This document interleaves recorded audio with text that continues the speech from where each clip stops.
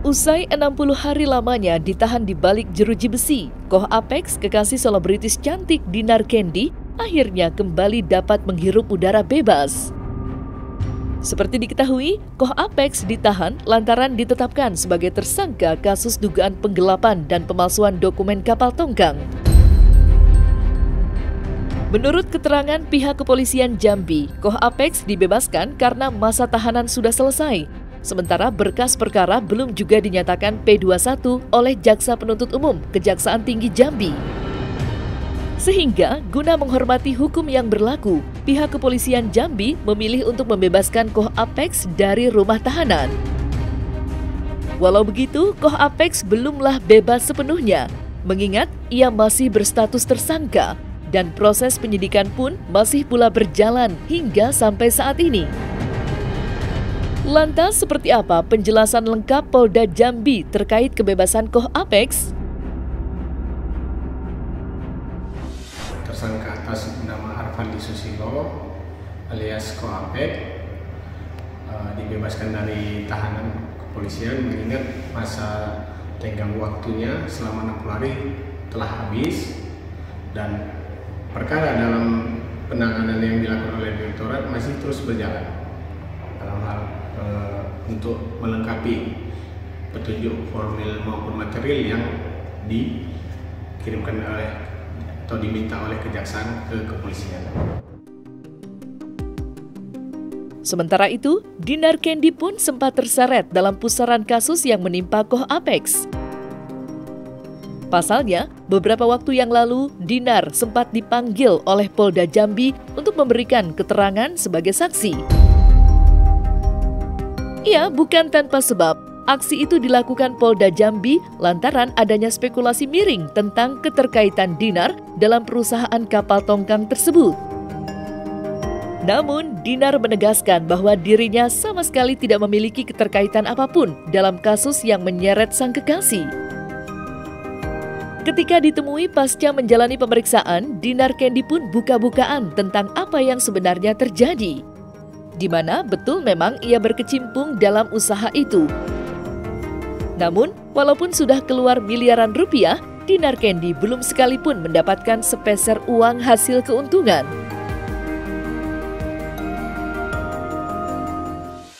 Aku sih ini luapan emosi aku yang aku pendam selama berbulan-bulan. Kayak menurut aku ini gak fair gitu. Kayak aku aja di Jambi ini, aku kan berinvestasi. Ya yang aku print sih sekitar 5 miliar lebih lah untuk pembelian kapal, dan kemarin sempat jalan kapalnya. Tapi uang tarikannya aku belum pernah mencicipi 1 trip pun. Karena memang ada kasus ini atau gimana lah, aku nggak paham ya. Aku udah nagih juga, aku belum dapat bagian. Jadi kan kayak kalian bayangin nggak, aku investasi di sini dari uang hasil kerja aku, hasil nge-DJ, hasil syuting zaman dulu. Terus aku nggak dapat apa-apa, terus aku ditarik-tarik ke kasusnya Koh Apex, dipakai nama aku buat kayak seakan-akan aku terlibat. Terlibat tuh dari mananya terlibat? Aku aja di sini naruh uang kayak gitu kan. Aku tuh bingung ya. Si kapal itu jalan, tapi kok aku nggak pernah dapat penghasilannya. Itu sih yang aku aneh sampai saat ini. Cuman yang aku maklum mungkin karena ada kasus atau sembelit, kan ini saling klaim, ini kapal aku, ini kapal aku, ini kapal aku. Kan di sini tuh sebenarnya ada terjadinya seperti itu. Jadi kata pengusaha ini kapal aku, kata orang ini kapal aku, dan perasaan lah itu kan kapal aku kan duitnya di sana gitu kan. Jadi kayak saling klaim gitulah. Dan aku punya bukti kalau aku memang di sini membeli kapal dan berinvestasi. Dari hasil nge-DJ, itu yang sakitnya tuh dari hasil nge-DJ. Kalau bukan dari hasil nge-DJ, misalkan ya nggak apa-apa. Misalkan dikasih sama cowok, itu nggak apa-apa. Padahal hati aku tuh lagi hancur. Kayak aku tuh uang hilang, nggak dapat apa-apa, dituduh lagi.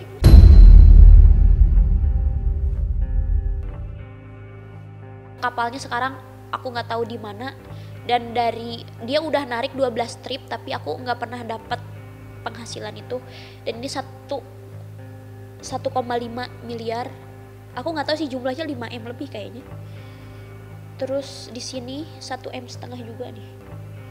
1,5 M aku pernah transfer ini di tanggal nomor rekening 27 bulan 12 2003, 1,5 M.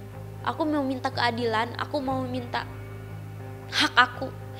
Cuman kayaknya buat minta hak aku aja susah lah. Ya kalau memang bukan rezeki aku hilaskan. Tapi kalau memang masih rezeki aku, mungkin balik lagi sama aku. Aku bukan masalah uangnya, tapi uang itu aku cari. Kalian tau lah mungkin kalau anak-anak entertain kita tuh jungkir balik. Kayak nyari uang 100 juta pun bisa gak tidur kita tuh. Kayak show keluar kota tuh, ya itu capek. Kalau lagi tur Asia aku nge-DJ-nya tuh capek banget. Dan aku kecewa aja sih sama orang-orang yang aku kenal dalam bisnis ini. Kayak kok gitu sih sama aku gitu. Aku cuma seorang DJ, bos. Aku di sini cuman mau mau belajar usaha, tapi dipatahkan sama kalian seperti ini.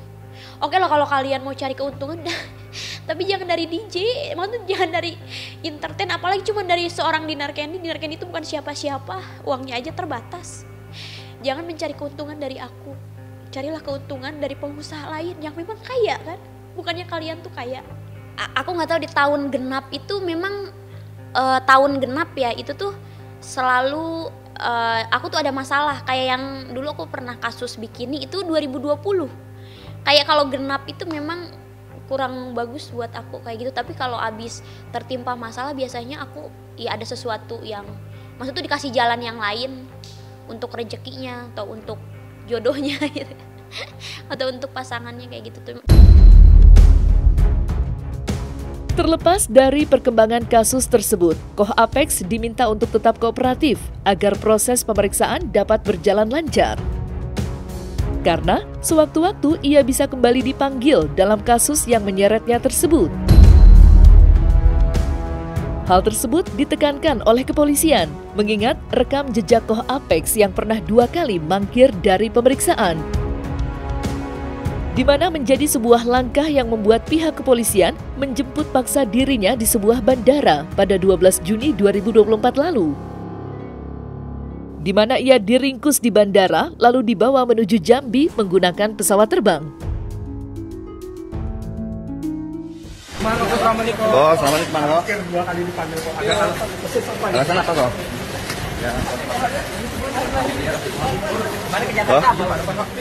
Kok selama ini di Jakarta di mana kok?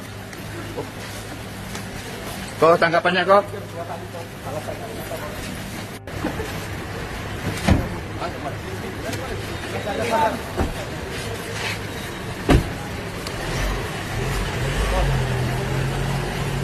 Yang dipalsukan saudara Panji Susilo itu adalah berupa surat-surat dokumen kapal, dan sehingga korban atas nama Haji Danan MAH itu mengalami kerugian sekitar 31.900.000.000. Barang bukti semua sudah diamankan oleh penyidik, sehingga itu tadi berani kita dari penyidik menetapkan dia sebagai tersangka. Menyangkut dengan kerugian korban yang sampai 31 miliar sampai 900 juta itu, penyidik sudah melakukan ada beberapa penyitaan, dan untuk yang pengembangannya nanti akan kita lanjutkan berdasarkan pemeriksaan tersangka nantinya.